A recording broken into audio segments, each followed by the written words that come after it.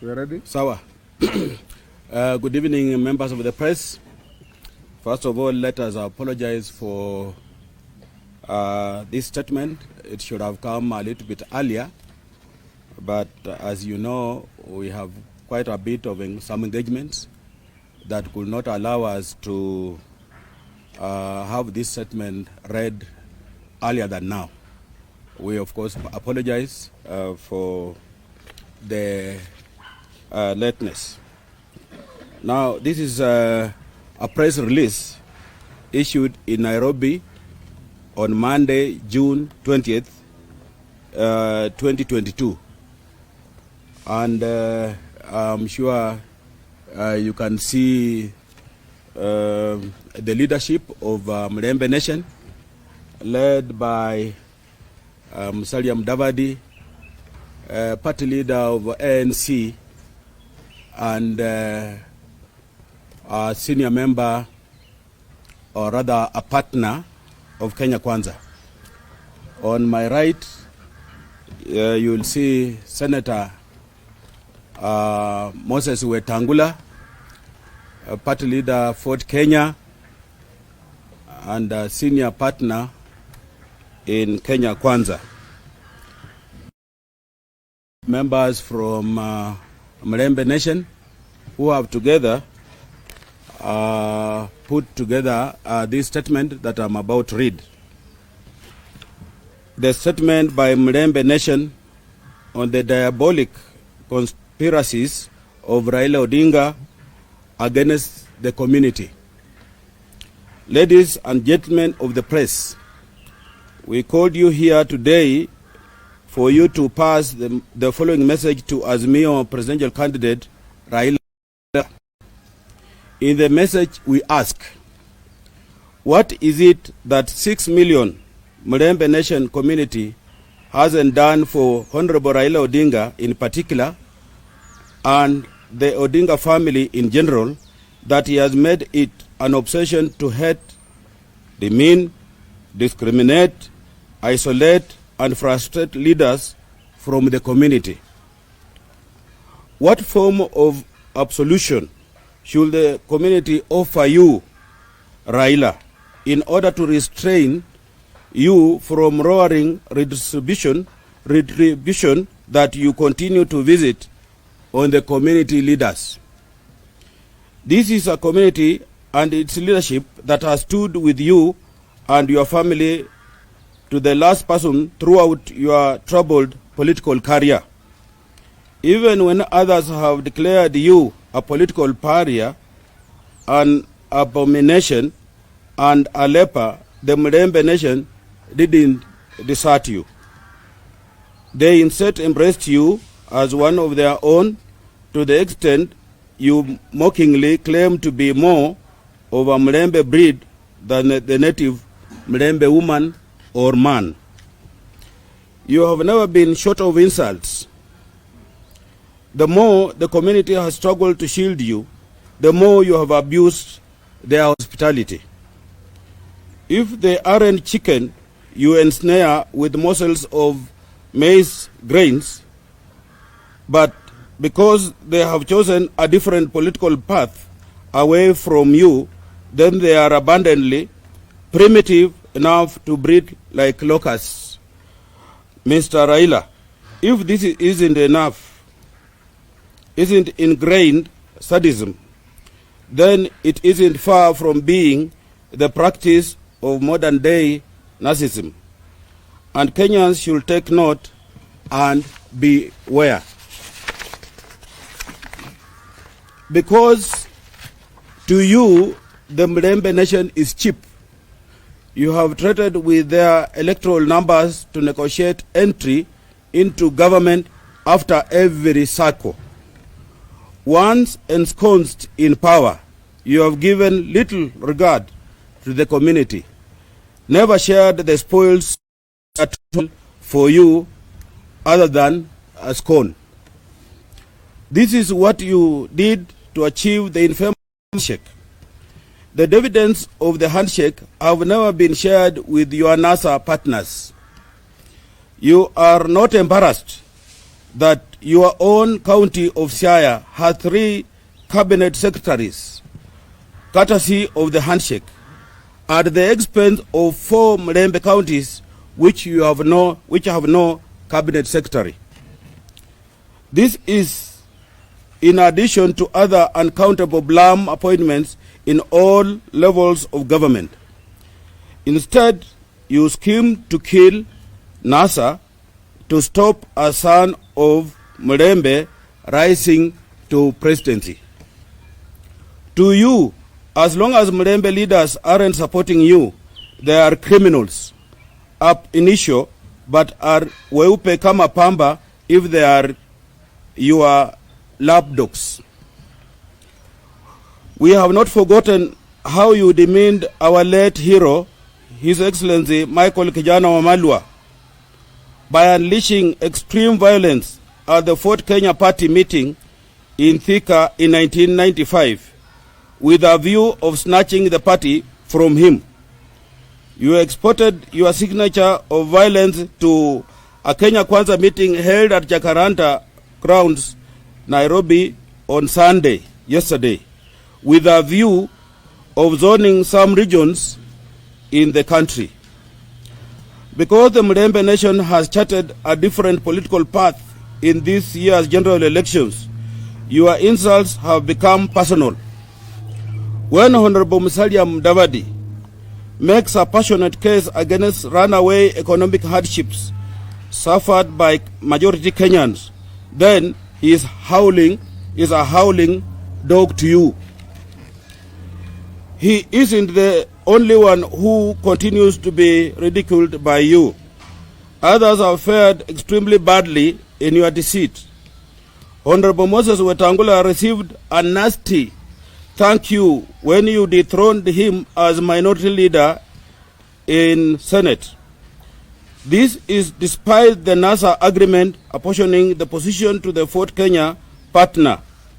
Then followed a season of agency and a trophy against Mlembe leaders. You removed Chris Wamalwa as a National Assembly Deputy Minority Leader. Attrition befell Cleophas Malala as Senate Deputy Minority Leader. And I, Benjamin Washari, thrown out as the National Assembly Majority Chief Whip at your instigation. Maybe to an extent I will just want to explain that there is someone who replaced me, and that person or that honorable is now a member of ODM. And that tells you easily who was interested in my position. This was at the instigation, your instigation, behest, and it's not only lost to us that recently you staged a spectacle where you denied Honorable Tim Wanyonyi a ticket to contest for governor of Nairobi. Neither have we forgotten how you unleashed the notorious Men in Black against Honorable Abab Namwamba and subsequently hounded him out of office as the Secretary General of ODM. Your schemes then took you in a futile attempt to prevent Sakaja too from vying for the same seat. At this stage, we pose a rhetorical question. Are leaders from Mlembe community, lesser Kenyans, to be toyed in any way you want? You may plot even more, but this is to assure you, Raila, that the Mlembe nation is decided on its political pathway, and no amount of deception and theatrics will change their choice. Soon, we assure you, you'll be a living memory of the adage that you can cheat some people sometime, but never will you cheat the Mlembe nation all the time. Mjinga akierevuka, mwerevu yu mashakani. you are warned, Raila Odinga. I think that is good enough. Thank you. We must run away from this culture of us always being used to support an individual to ascend to power, and once he's in power, he discards us as West. The people of Mulembe, let us make Nairobi and Kenya a peaceful country. A peaceful country, a country that resonates with the name that we're given, the people of Mulembe. Thank you. I conclude. Much has been said, but I'll just ice the cake by affirming 49 days to the elections, the die is cast. As a community, we have already made our resolve that we are going to walk the path of Kenya Kwanza, and nothing will change our resolve. No amount of intimidation will change the resolve of the Luhya people. We made that decision not from an egocentric point of view, but from a point of view of emancipating our community from political neocolonialism and economic freedom. People have taken advantage of our community for a very long time. We work well with other communities, but when they get to their desired destinations, they forget our hospitality. So we've said that this time round, we have made a resolve as a community that we are going to work with the presidential candidate for Kenya Kwanza, and that is William Samoei Ruto.